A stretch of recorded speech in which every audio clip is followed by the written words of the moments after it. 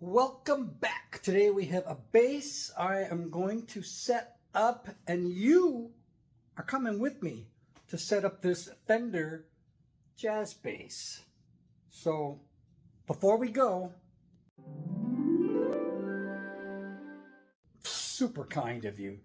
Okay, let's have a look at this bass.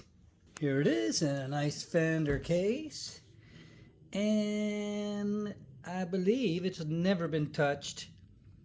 I did straighten the neck a little bit and I lowered the action. And I know it's got at least one high fret. It was buzzing, but it seems like it might be a really good one. So let's get her on the bench and check her out. Okay, here's where I lowered the action to, just to give you an idea. And of course, because it's a Fender, the nut's not cut, so the action will come down a little bit more. And it's buzzing a little bit. Here, I'll play it a little bit.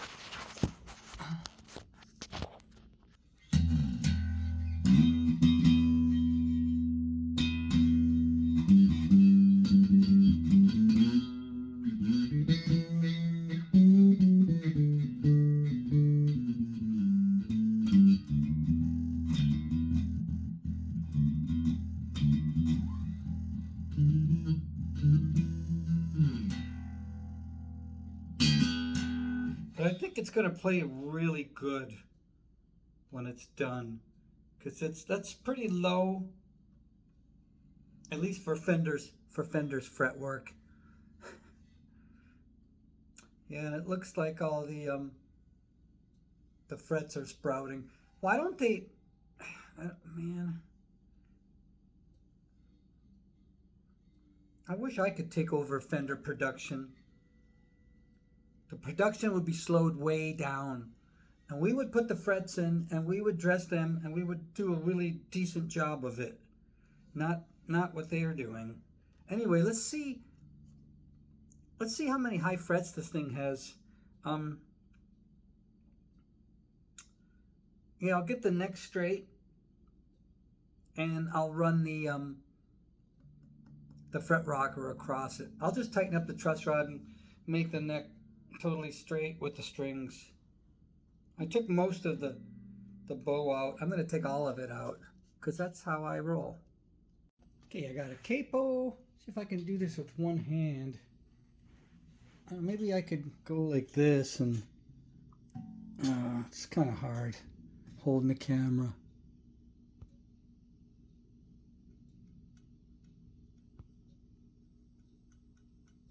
There's like the tiniest bit of relief, just enough to see it. I don't think you're going to be able to see it, but anyway, let me get the rocker out and we'll see where we're at. This is just kind of a test to see if this thing is what it's like.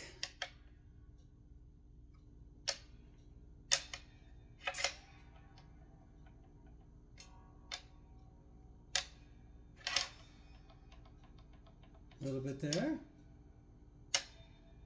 Notice it's only clicking here.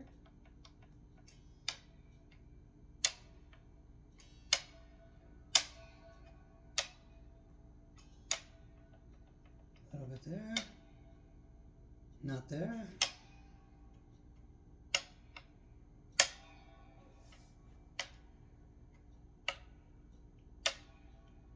Certainly better than quite a few Fenders. Nope, spoke too soon.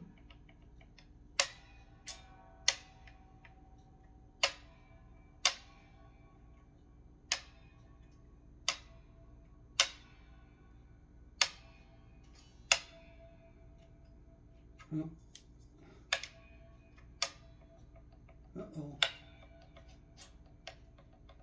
That's quite a bit there.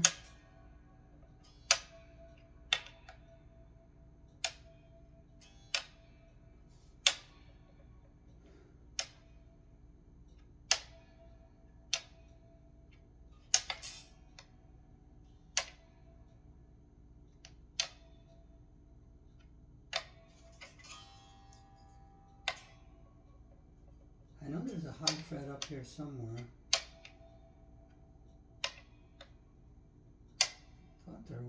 I thought there was.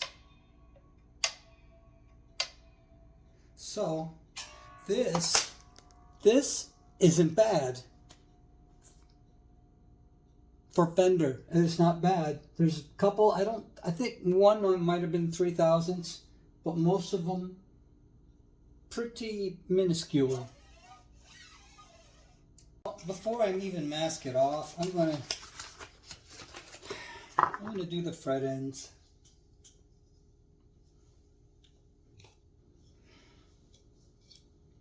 Okay, this shoddy work. I admit I'm hooked on the history of Fender too.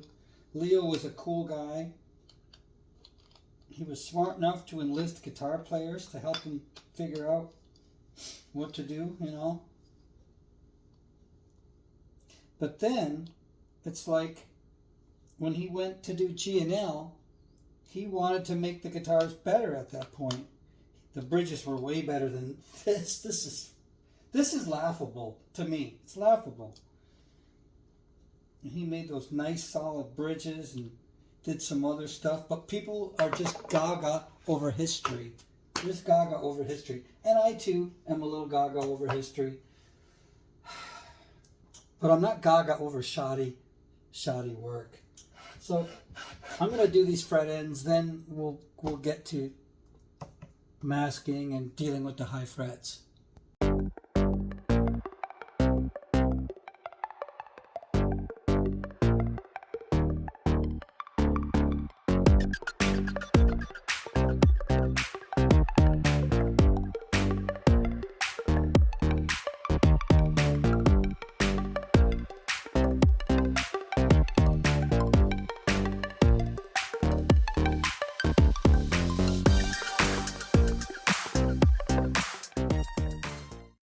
For anybody interested, that took 15 minutes. 15 minutes. Okay, I'm going to start checking these frets. Oh, look. Very first one is high. Oh, imagine that. A Fender fret, not put down all the way, he said sarcastically.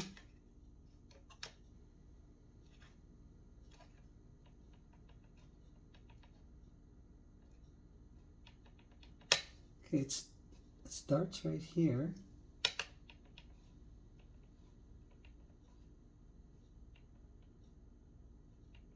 Dies out right there. I'll just go over all of them. I'll find all the high frets, then I'll measure them.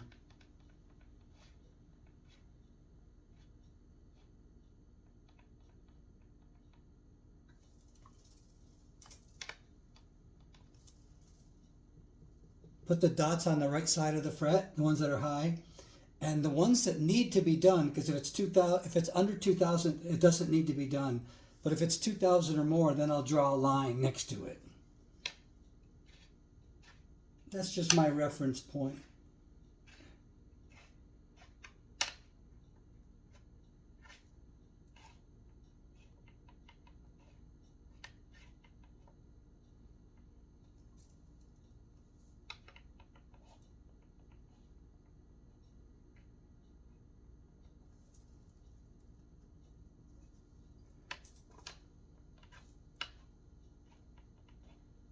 Goes away,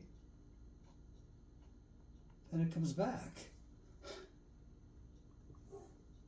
Ay, ay,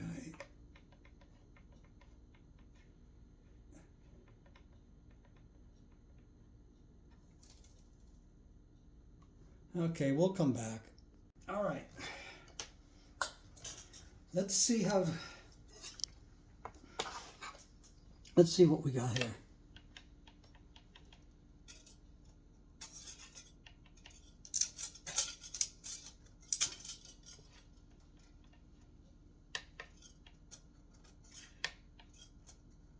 Okay, it's under 2000, so I don't do under 2000s.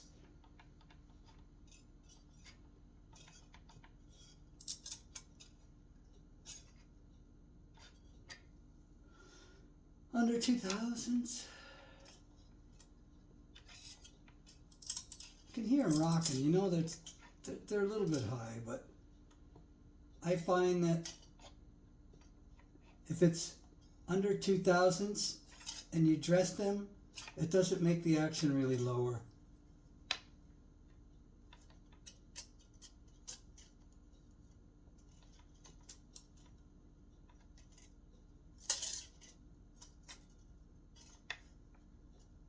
And the way I do it, it takes some time, so you don't want to waste time. Yeah, so far none of these really are adding up to anything worth doing. Oh, here we go. Oh yeah, what is it?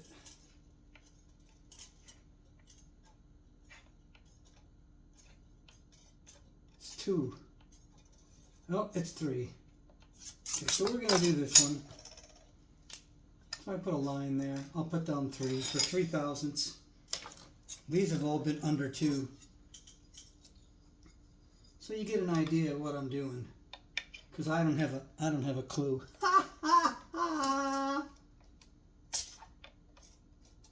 Oh, here's another one. Might be a 3. Might be a 4. Oh crap, that one's a 4.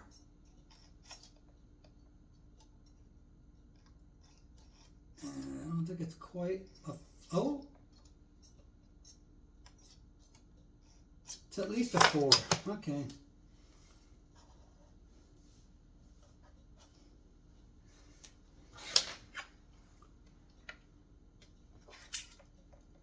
This doesn't seem like anything.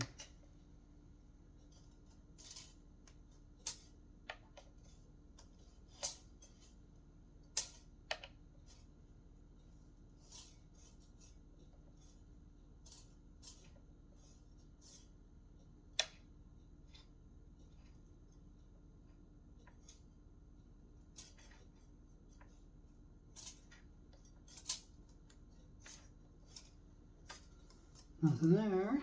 Nothing to see there. Alright, last one.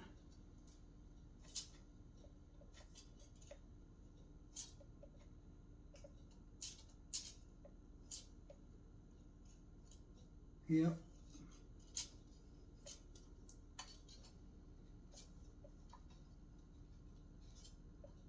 That's a 4. Wow. Yeah, we want to do that. Okay, we've got ones that are like 1 thousandths, maybe just under 2 thousandths. And then we got 3. Definitely want to do that. Then we got 4.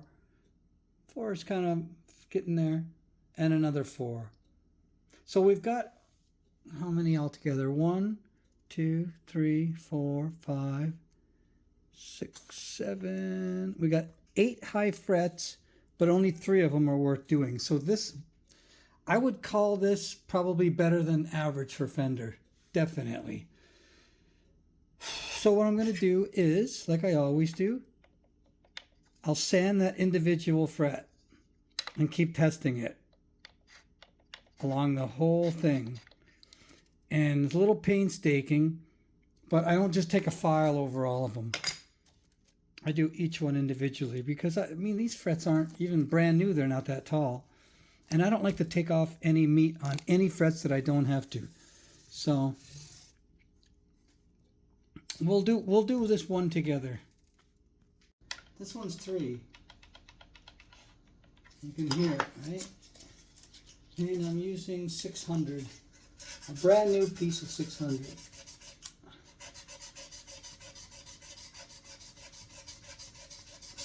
Very, very, very cheesy way to do things.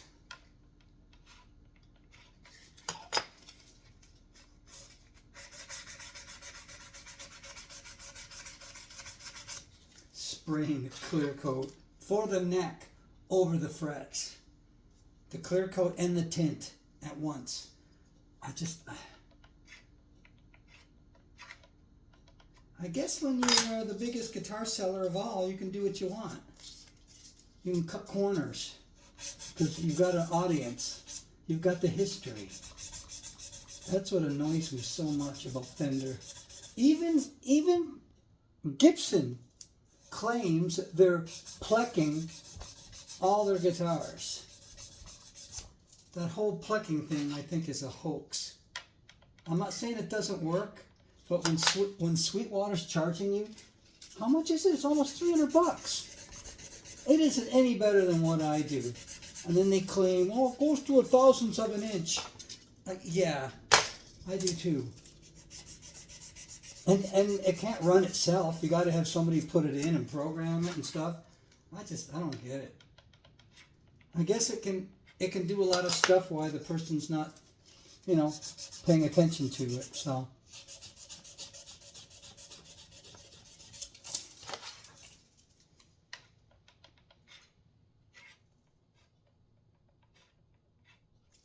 It just seems ridiculous that you got to have a guy like me do all this so your thing plays the way it should, your guitar. It just seems, well, you can hear in my voice how aggravated I am about this. I hate cheapness. I hate cheap companies.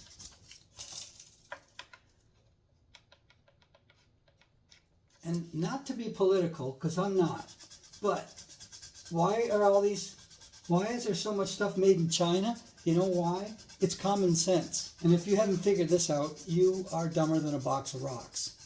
No offense. No offense, but you're stupid. No, seriously. The reason so much stuff is made in China is because all these businesses figured, oh, I can go overseas and make and have someone else make it, and it'll be cheaper for me instead of paying Americans. It's not China's fault. It's America's fault because the people running the businesses are all lazy. Not lazy, cheap. I don't know why I said lazy. They're cheap.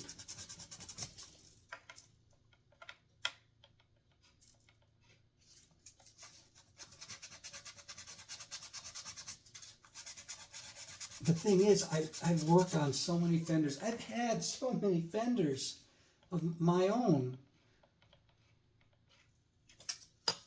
And it's not getting better. Well, the last two 2025 Fenders I worked on, the fret install was better. And this guitar, let's peek the year on this.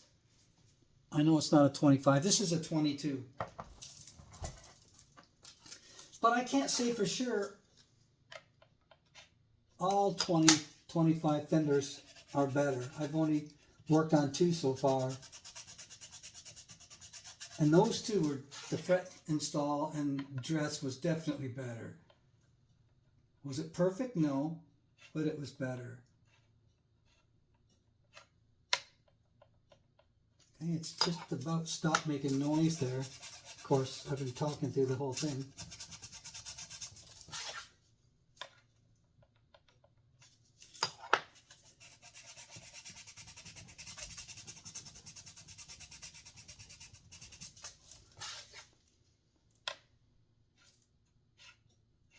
All right, you just got to be careful.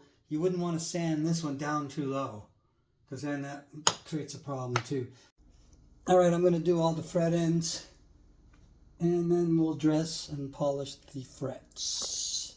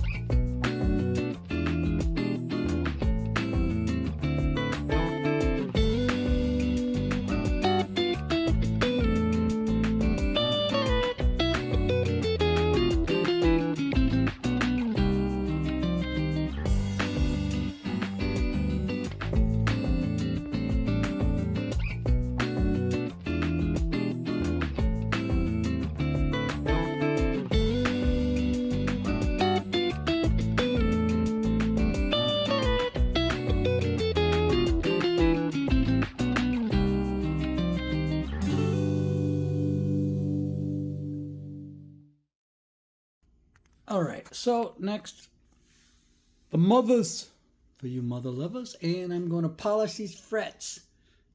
Get this thing over with.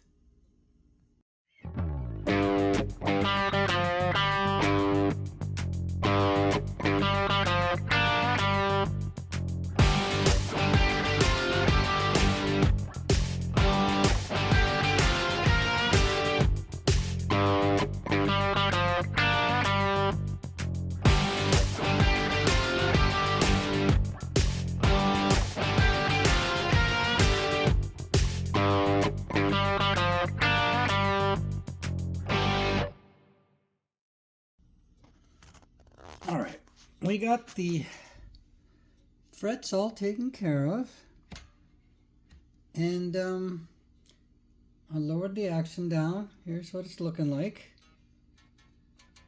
and I'm yet to cut the nut, so I'm going to get my feeler gauges and just see where they're at. All right, now I'm going to cut the nut. I'm going to make it 15, and it's not too much more than that now. So let's get that over with.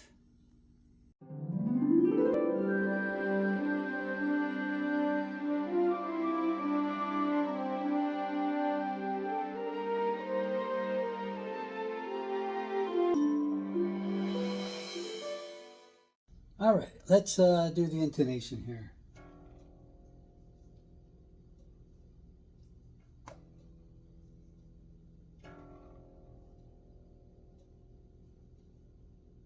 Okay.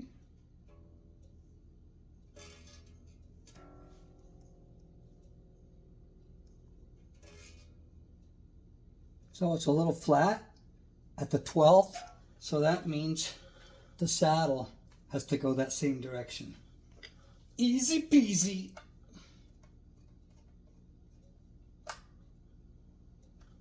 Okay, let's try that.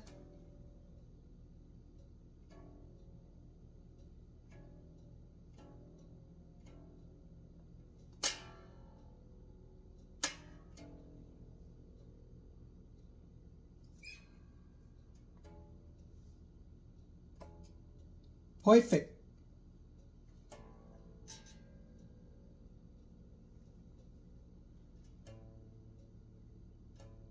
A is perfect.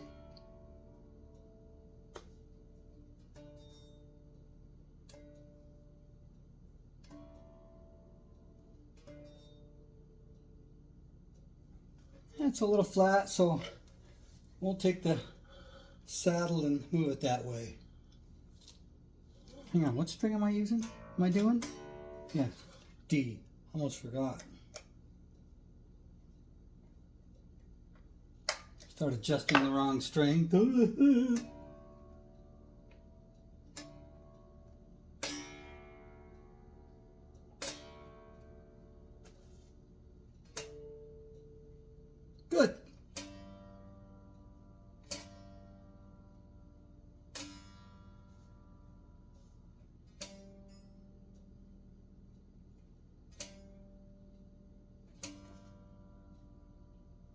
Okay, it's a little flat, so gotta move left.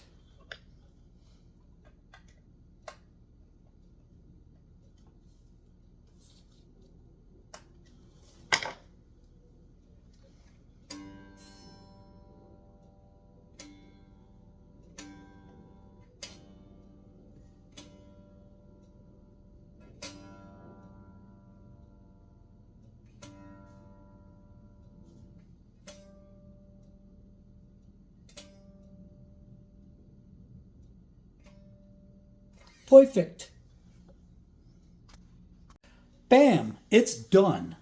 And here's the specs. We've got the nut cut to 14 thousandths of an inch. How's that look? Nice. Now if you hold the first fret and the last fret, at the 9th fret, the relief is 6 thousandths and 7 thousandths. At the 12th fret, the action is 56 thousandths of an inch. And down here at the OE, it's 67 thousandths of an inch. And these frets, if anybody cares, they're 37 thousandths of an inch. And that's it. Thanks for stopping by. If you don't mind, you can do all that YouTube stuff. Hit the like and the subscribe. That would be wicked awesome. And I hope to see you again on another setup. Or who knows what else. Take care. See you next time.